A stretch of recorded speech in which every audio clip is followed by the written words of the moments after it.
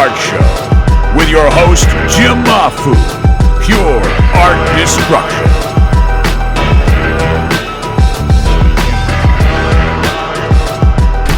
Guys, hell yeah. Welcome to the official creator commentary, behind the scenes action for Girl Scouts Stone Ghost Issue 1, published by Image Comics. I'm your host, Jim Mahfood, aka Food One. And this bad boy just hit shelves. This is the standard cover. We also have the local comic shop day variant that I did. Local comic shop day is actually today, November 24th, the day the book came out. So this was a fun one to do. Got the glorious retailer incentive 1 in 25 variant cover from my homegirl, Peach Momoko. Her and her husband are great friends of mine. Shout out to them. Donuts crew in the house. Eisner Award-winning cover artist. This is the Virgin variant of Peach's cover. We got one of my old school homeboys in the comic scene, Scotty Young. Incredible variant cover. This was exclusive to his shop, Stupid Fresh Mess. Score it at scottyyoung.com. Ivan Dow with the retailer exclusive variant cover. Great image of Dio and Gordy. My friend from Singapore, Zhu or Zhu, fantastic mixed media artist, rocking it on the variants these days. She provided this glorious retailer incentive cover. And Sawi, rocking a fantastic, beautiful anime kind of inspired image of Dio for her retailer incentive.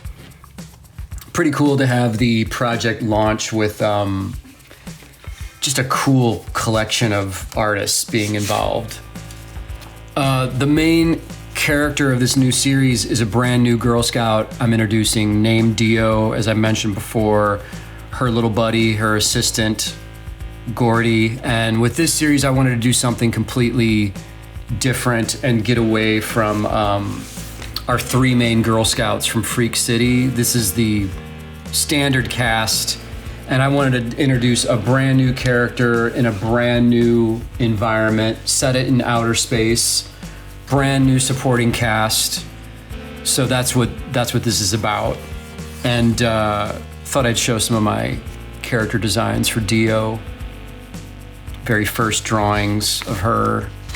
Just figuring out the design. She's obviously not as bombastic and over the top, violent and sexy as the other Girl Scouts. She's more of a subdued character. So something kind of different for me and for the world of Girl Scouts.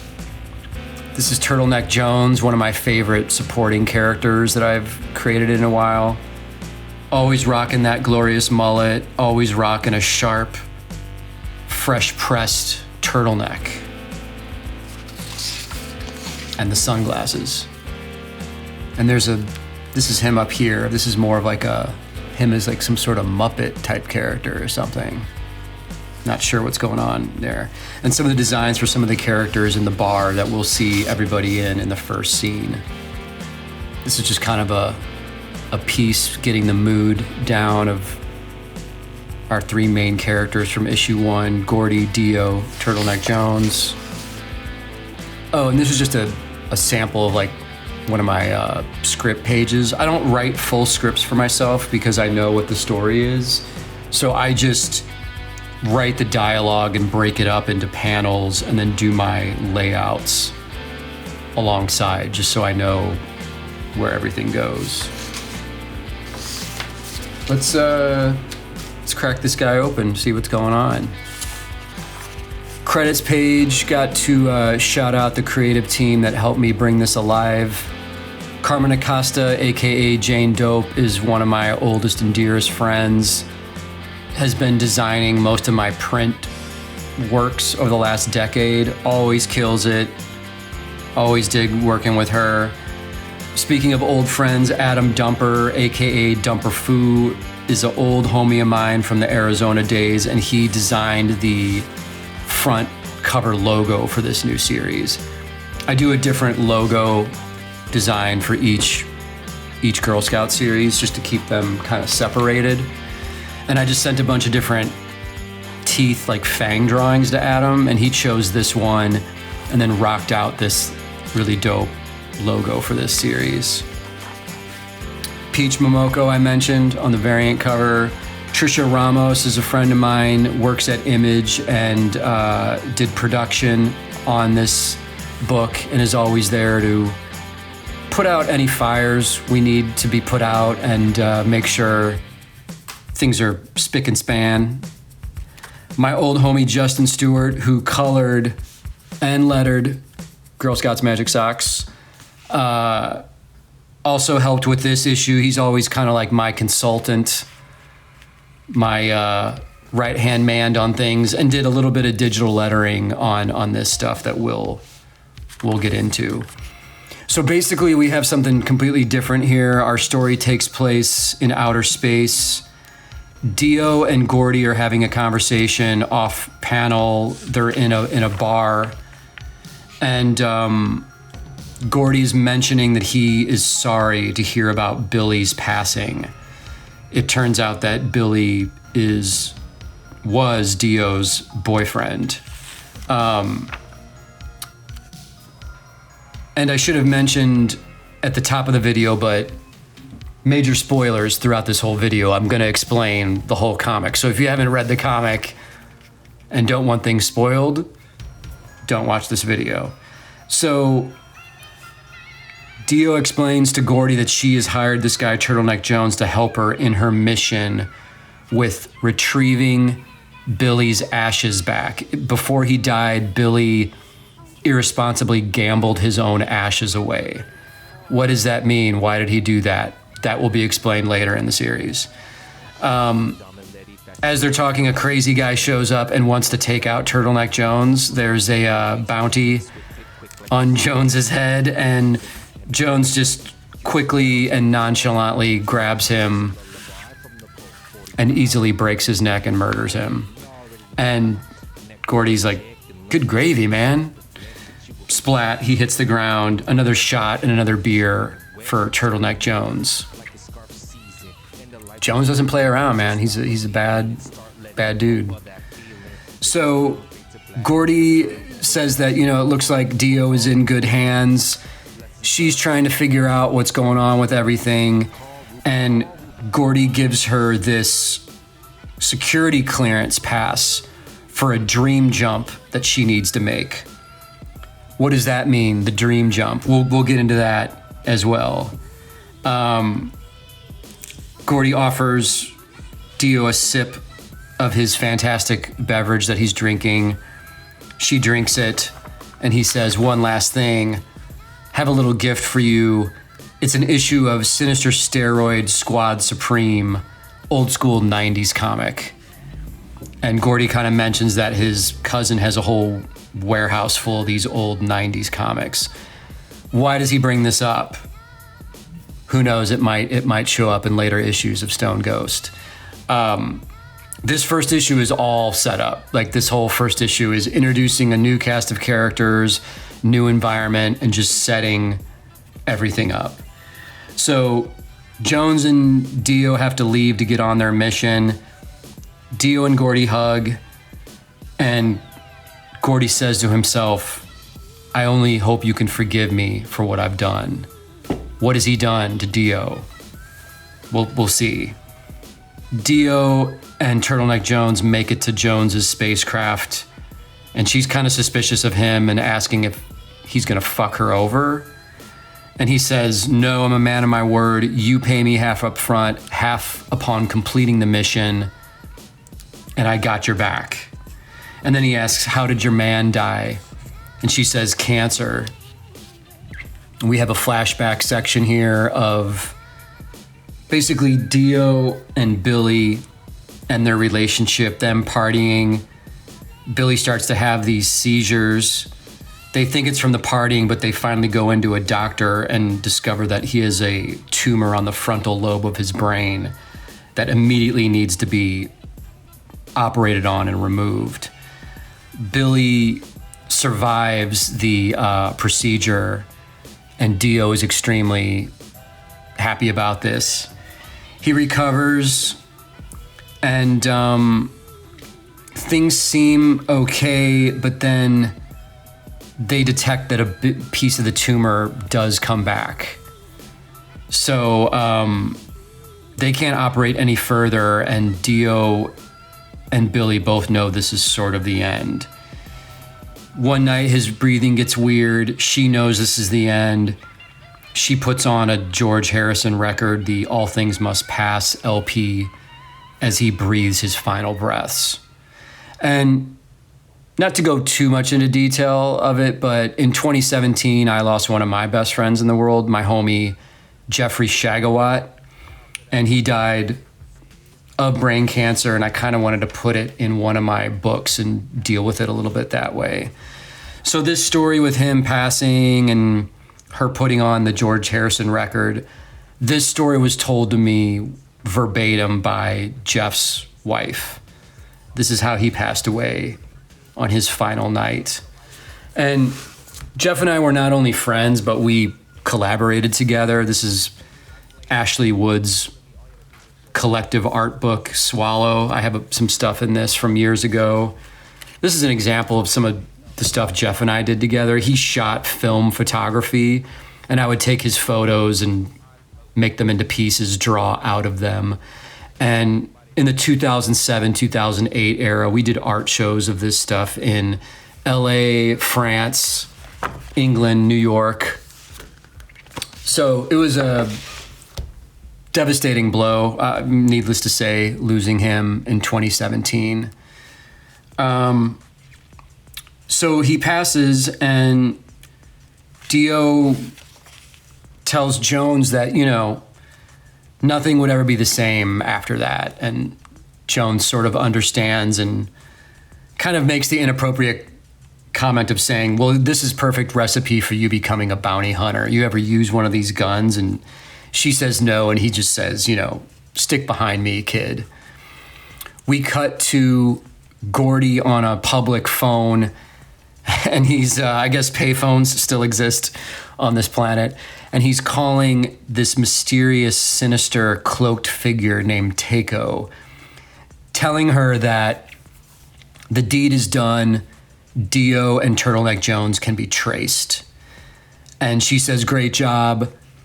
Your children and your wife are still in our custody, captured here.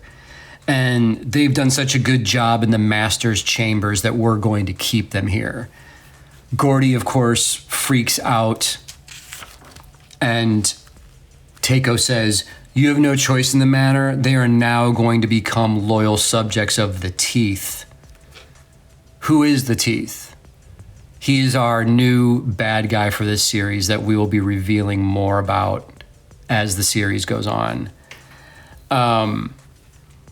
Just then, the phone is hung up, and Binglesworth, a bounty hunter with his crew of a sinister gang, shows up and just says, nothing personal, Gordy, but you know what has to happen next. And Gordy asks him to make sure that his wife and children are taken care of. He's asking for them to be fed cheesecake on a regular basis. And Binglesworth says, yeah, we got to wrap this up, buddy. We got to track down a Girl Scout. So obviously, Gordy is about to be taken out here by these hired bounty hunters that Takeo got to do her bidding for her. Takeo actually makes a very quick appearance in Girl Scouts Magic Socks. You don't have to read Magic Socks to understand and read the new Stone Ghost series, but she just has a 2-page cameo and delivers the news to Gwen that Daphne's been murdered. And that's sort of it. We don't get an explanation of how Gwen and Takeo are connected. But everything will be revealed in the future, you guys. The outer sector. Dio and Turtleneck Jones are going to a specific location to present this pass that Gordy has given them to make a dream jump to get information on where Billy's ashes are. So they're making their way through this shady city. There's a machine where you can rent a face. Shady stuff is going on here, man. A guy is getting stabbed. There's sex stuff. People getting strangled in an alley. They finally make their way up to the location. And as Jones is presenting the pass to get them to their level 29 clearance, Bigglesworth and his crew show up and say, you don't have access to shit. And Jones is just kind of like, oh, great. Well, you know your buddy Gordy, who you said wouldn't betray us? He just fucked us over. So Bigglesworth asks, do you know these girls? Our three main Girl Scouts, Daphne, Gwen, and Rita. Dio does not know them. Jones says yes. What about some magic socks? In reference to the Girl Scouts Magic Sock series. Dio, of course, says no. Jones says yes. What does Jones know about the actual Girl Scouts organization? That will be revealed in the future. Bigglesworth knows Jones and says, hey, man, your time is up. You were a half-decent bounty hunter back in the day. You're washed up. Take off those ridiculous glasses. Jones says, get screwed. And Bigglesworth channels the power of the teeth because he is a loyal disciple of the mystic occult evil order of the teeth and is able to get Jones to take the glasses off. And he says, I see tombstones in your eyes, boy. Tombstones. With a close-up of Jones's eye going into an R.I.P. tombstone. Dio doesn't like this. Bigglesworth says, this Dio girl is a direct descendant of Choku, the butterfly. Jones knows what this means and is shocked. What is all this about, the butterfly? This will be revealed as well, guys. Hang in there with me. It's all set up in this issue, like I said. Jones asks who her parents are. Dio says she's adopted.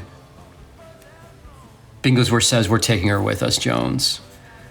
Jones knows that he is outgunned, outmaneuvered, pulls out his gun and puts it to his temple and says, you'll be in good hands, Dio, capable hands anyway.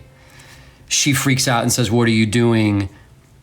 Bigglesworth says, put that gun down, and boom, Jones blows his own brains out. Why does he do this? What is happening? Issue 2, guys. Everyone is shocked by this. Jones hits the ground.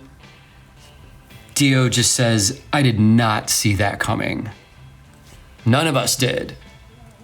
And that is our dramatic conclusion to issue 1. As you can see, I'll just go through this real quick on the art tip. I'm doing a very minimalist thing here. Black and white artwork, hand lettering, all done on original boards, scanned, and minimal coloring added. The Zipatone is all added by hand on the original art as well. That's my thing, guys, using actual real Zipatone. So for each scene, I'm doing a different color palette, obviously, to establish the difference there. These flashback sequences are going to happen in each issue with Dio and Billy's relationship. Justin Stewart was kind enough to figure out this notebook background for me for the flashbacks.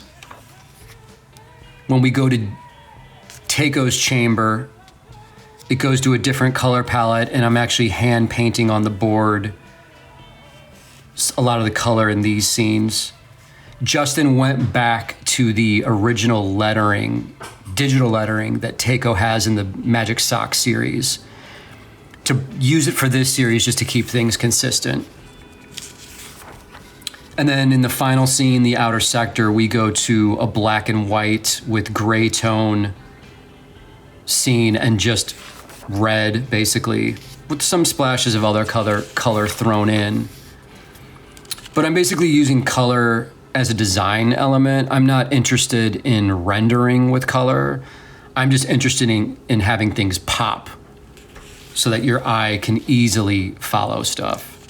Full-blown mixed media, double page spread here, spray paint, gouache, pen and ink. Ending on the mixed media look, spray paint for Dio's hair in this panel. Wrapping up the book with a letters page and some behind the scenes cool sketch stuff from Peach Momoko. She did this really interesting other cover design, of Dio damaged and sitting in a wheelchair, basically, with the butterfly wings behind her. I thought that was really interesting. But this just face image with her also being damaged and having the butterflies around her, it's just such a impactful graphic image. Slightly jealous because I actually think this is a stronger cover image than what I came up with, but hey, that's why she's the Eisner Award-winning cover artist.